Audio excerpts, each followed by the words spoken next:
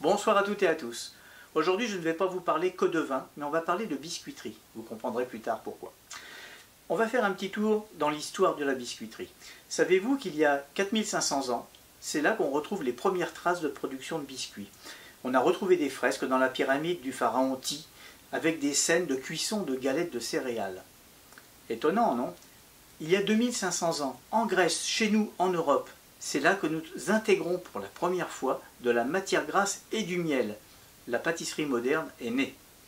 Chez nous, en France, au Moyen-Âge, on abandonne les cuissons à la cendre, qui étaient toutes répandues, pour passer à la cuisson au four. Les premiers biscuits vont voir le jour.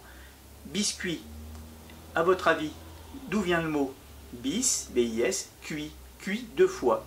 Ne me demandez pas quels étaient les biscuits à l'époque qui nécessitaient deux cuissons, je ne le sais pas. Mais du moins c'est ce que nous dit Jean de Joinville, qui était chroniqueur au XIIe siècle, XIIIe siècle, et conseiller de Saint-Louis. On va revenir chez nous, parce qu'en fin de compte c'est le Berry qui nous intéresse aujourd'hui. Il y a une petite histoire de la biscuiterie berrichonne. Au XIXe siècle, nous avions quelques biscuiteries extrêmement célèbres, à commencer par la biscuiterie Leroy à Saint-Amand-Montrond, qui de 1825 à 1875 produisait déjà des gaufrettes, des biscuits de Reims et des petits beurres. À Bourges, beaucoup d'anciens l'ont connu, la biscuiterie Dubois, qui a été célèbre de 1905 à 1990, date à laquelle elle a été vendue. Selon l'historien Roland Narboux, elle était présente à la foire de Bourges en 1932 et proposait déjà à l'époque des gaufrettes et le sablé berrichon. Ils étaient précurseurs dans notre région. Toujours à Bourges, Victor Néron, puis son fils Jean-François Néron étaient actifs entre 1880 et 1939, sur 2 générations.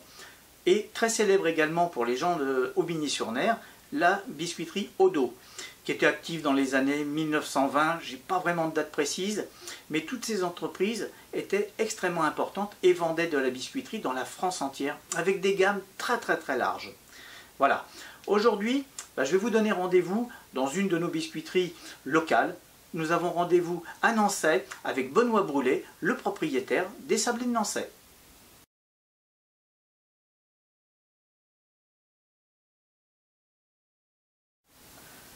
Benoît, on est devant la photographie de ton grand-père. Oui. Hein, c'est lui le point de départ de l'aventure des Sablés de Nançay. Alors oui, c'est mine de rien, c'est lui ce point de départ, parce que le sablé de Nançay étant une erreur, et bien la personne qui a fait cette erreur, et bien elle est derrière nous aujourd'hui. C'est mon grand-père, donc qui a fait une erreur en 1953. Beaucoup de gens pensent qu'une erreur, tout le monde en fait, bien évidemment.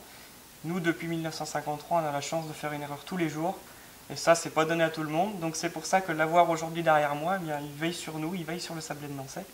Et cette petite erreur qui est née vraiment d'un truc très basique. Il était apprenti dans la boulangerie familiale. Et son objectif du jour, c'était de faire un fond de tarte, donc tout ce qu'il y a de plus normal, tout ce qu'il y a de plus basique. Et bien évidemment, eh bien, on essaye, donc on fait une tarte, et cette tarte, eh bien, dans la main du boulanger, se casse. Et elle tombe sur le plan de travail. Et ils se sont dit, là, il y a un problème, on n'a jamais eu ce problème-là, d'une tarte qui casse juste après avoir mis des fruits. Et il s'est avéré en fait que la pâte était beaucoup trop sablée, beaucoup trop friable, et elle s'imbibait du jus des fruits. Et bien évidemment, quand le jus s'est imbibé dans la pâte, eh bien elle tombe. En 1953, 20 kg de pâte gâchée, entre guillemets, c'est inconcevable. Donc mon arrière-grand-mère a mis un bon serment à mon grand-père, qui n'a pas fait le malin et qui a refait sa pâte comme voulu, bien évidemment, pour avoir de quoi vendre dans la boutique. Sauf que eh bien, ces 20 kg de pâte, il faut en faire quelque chose. Donc le lendemain, ils avaient mis ça au frais, ils se sont dit, bon, on verra le lendemain ce qu'on peut en faire. Ils ont fait cuire ça de l'épaisseur d'un sablé, et au départ, ils voulaient juste, enfin c'était l'épaisseur d'un fond de tarte, c'était pas encore un sablé, ils voulaient juste le poser sur un biscuit, ou une pâtisserie, et se dire que ça ferait un petit peu de croquant sur une religieuse. On n'a pas trop vraiment le fin mot de l'histoire, et je regrette justement de ne pas avoir posé cette question. Mais eh bien, les gars au fourni ont mangé ce petit bout de pâte à la pause, cuit, et se sont dit en fait, bon, on va mettre ça en boutique, on va aller voir l'arrière-grand-mère, elle va mettre ça en boutique, et on va voir ce qu'on peut en faire. L'arrière-grand-mère goûte, elle trouve ça plutôt bon, et elle s'est dit, bon, tous les gens qui passent en boutique pour acheter leur petit bout de pain, eh bien, ils vont manger ce petit sablé, et puis comme ça, les 20 kg de pâte, ils partiront. D'accord. Gros souci, eh bien, c'est que les gens se sont demandé d'où ça venait, parce que c'était très bon. Et depuis ce jour-là, eh bien, de fil en aiguille, avec un village comme Nançay qui était avec une clientèle très parisienne, eh bien, le bouche à oreille des gens a fait que le sablé de Nançay a grandi. Et depuis 1953, on fait cette erreur tous les jours. Ouais. Bientôt 70 ans d'erreur. Bientôt 70 ans d'erreur. Et donc c'est vraiment, on mesure la chance que l'on a de travailler ce biscuit. Alors ça c'est une constante un peu en pâtisserie. Il faut savoir que la plupart des pâtisseries aujourd'hui qui ont du succès sont issues d'erreurs. Pas loin d'ici, on a l'erreur des sortatins. C'est ça, exactement. Mais je crois que la pâte à choux, c'est une erreur. Enfin, il y a eu beaucoup d'erreurs de pâtisserie. De Cambrai, des choses comme ça. Et aujourd'hui, ce sont des beaux succès, quoi. Donc ça, c'est une fabuleuse histoire. C'est notre histoire locale, quelque part. Oui. Bon, bien sûr, ton grand-père n'a pas inventé le sablé. On voit bien que c'est issu d'une histoire, puisqu'on le voit dans mon petit intro. La biscuiterie du Bois en faisait déjà depuis 20 ans, et les Bretons en faisaient depuis beaucoup plus longtemps. C'est ça. Mais ce qui est intéressant, moi je trouve, avec le sablé de Nançay, comme avec votre collègue des Croquets de Charroux, c'est que vous êtes quelque part des porte-étendards du nom d'une ville. Et aujourd'hui, on connaît Nançay dans la France entière grâce au sablé, ce qui n'est pas le cas de toutes les spécialités pâtissières. C'est ça. Nous, on n'a pas appelé ça le fleurier ou le brûlé, comme à l'époque.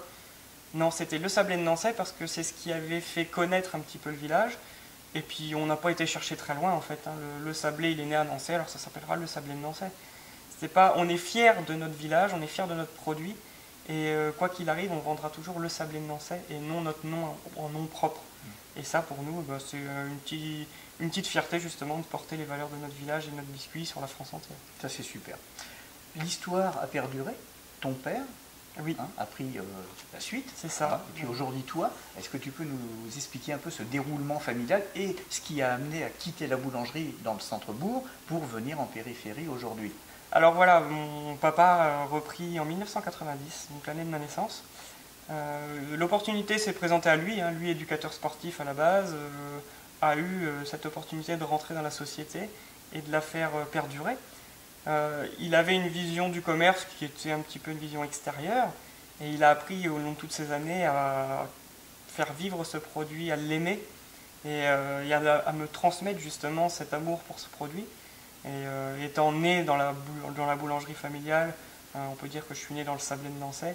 J'ai été élevé par le sablé de Nançay et avec le sablé de Nançay. Et j'ai jamais été forcé à quoi que ce soit, jamais forcé à venir les aider, jamais forcé à venir sur les salons, etc. Mais je le faisais de moi-même. Et je pense que dès ma naissance, j'ai aimé ce produit. Et depuis maintenant bientôt 10 ans, je suis au sein de la société. Et je reprends avec un objectif de mettre papa à la retraite assez rapidement, parce qu'il a donné, mais pas trop vite non plus, parce que j'ai besoin de lui. Et voilà, cette petite erreur, je l'aime et j'aime la faire partager. Et jusqu'en 2008, nous étions dans la boulangerie au cœur du village. Il s'est posé deux soucis majeurs, c'est-à-dire que les murs ne nous appartenaient pas, et il a fallu faire de gros travaux de mise aux normes des bâtiments.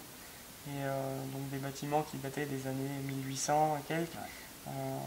C'était vraiment plus aux normes, ça n'a jamais tué personne. Mais il a aussi fallu que l'on gagne en gain de productivité, parce que c'est bien joli là, dans le petit fourni, mais au bout d'un moment on ne fournissait pas. Donc en 2008, il y a eu un choix qui a été fait, c'est de revendre tout ce qui était le côté boulangerie-pâtisserie pour se concentrer uniquement sur le sablé de Nançay. Et c'est pour ça que nous avons monté ce bâtiment. Donc c'est vraiment un bâtiment qui a été créé, construit pour le sablé de Nançay et qui nous permet maintenant d'avoir doublé notre productivité. Et il vient encore de s'agrandir, puisque là nous sommes au cœur du magasin d'usine, on va l'appeler comme ça. On va l'appeler comme ça. C'est encore une nouvelle étape, plus de confort, plus de visibilité pour le consommateur, parce que c'est surtout pour eux. Exactement, c'est vraiment un lieu que l'on a voulu pour faire du partage. Le sablé de Nançay, on le partage entre amis, on le partage avec sa famille, et nous le partager avec nos clients, partager un petit peu l'amour de notre travail et leur prouver par une baie vitrée que nous travaillons toujours de la même façon et que le sablé de Nançay sera continuellement fait à la main. Tant que je serai en tout cas dans l'entreprise, je ne changerai pas ça. Aujourd'hui, les sablés de Nançay, c'est combien de collaborateurs? Alors sur les sablés de Nançay, nous sommes 11 en permanence dans la société, à savoir que 7 personnes sont toujours en production du lundi au vendredi. D'accord. Donc voilà, il n'y a pas de... L'explication, elle est faite par un travail de professionnel, par un amour du travail bien fait. Et puis faire une erreur tous les jours, au final, on est bien content de se lever le matin pour faire une bêtise, quoi. C'est très bien. La biscuiterie dans le Berry, c'est à l'heure actuelle 11 ou 12 entreprises. Donc je dirais qu'il y en a 2-3 de plus connues que toutes les autres. Il y a la tienne, Oui. il y a les Croquets de Charot qui ont quitté le Cher pour aller dans l'Indre. Oui. Historiquement, nous retrouvons également le croquet de Sancerre. Hein.